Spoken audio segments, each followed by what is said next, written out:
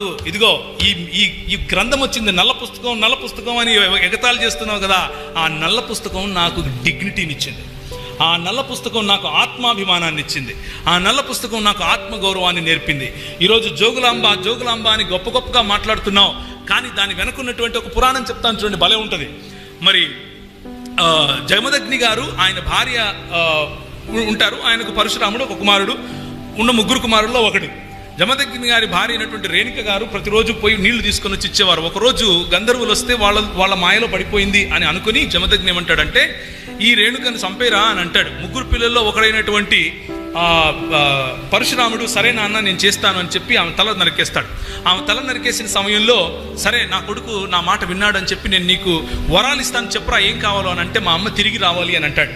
మీ అమ్మని తిరిగి రావాలి అని అంటే, మరి తలకాయ తీసుకొని వచ్చావు కదా, మొండెం ఏది అని అంటే, సరే నేను మొండెం తీసుకొని వచ్చిస్తాను నీకు అని చెప్పి ఒక శూద్ర జాతి స్త్రీ, ఒక అస్పృశ్యురాలు, దాసులు, దస్యులు, మ్లేచ్చులు అని ఎవరినైతే పిలిచారో, నల్లగా ఉంటారు, ఇంత బండగా ఉంటారు అని ఎవరినైతే పిలిచారో, ఒక అమ్మాయి, ఒక స్త్రీ అక్కడ నీళ్లు పట్టుకుంటూ ఉంటే వెళ్ళి దాన్ని తల నరకరా అని అంటే తల నరికాడు.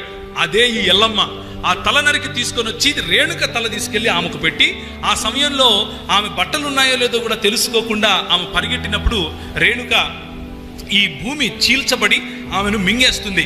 అలా నగ్నంగా పరిగెడితే భూమి మమ్మల్ని తీసుకుంటుందిరా అని చెవులలో రింగులు తిరిగేట్లుగా కొన్ని వేల సంవత్సరాలు చెప్పారు. కాబట్టి బట్టలిప్పిపోయి మనము ఆరాధన చేస్తే మనము స్వీకరింపబడతాం అని నేర్పించారు. అది దీని వెనుకున్నటువంటి పుక్కిటి పురాణం. కానీ క్రైస్తవ మిషనరీలు ఏం చేశారు? నువ్వు దేవుని స్వరూపంలో ఉన్నావు అన్నారు. దేవుడు తన పోలికలో నిన్ను చేసుకున్నాడు అని చెప్పారు.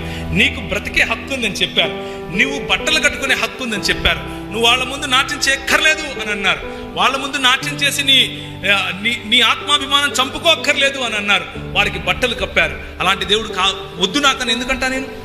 తప్పకుండా కావాలి. దేవునికి స్తోత్రం కలుగును గాక. అది దేవుని రాజ్య స్థాపన. దేవుని రాజ్య స్థాపన అంటే బైబిల్ పట్టుకొని 2-3 మాటలు చెప్పటం కాదు. దేవుని రాజ్య స్థాపన అంటే ఇలాంటి సోషల్ ఈవిల్స్కి వ్యతిరేకంగా పోరాడగలగటం.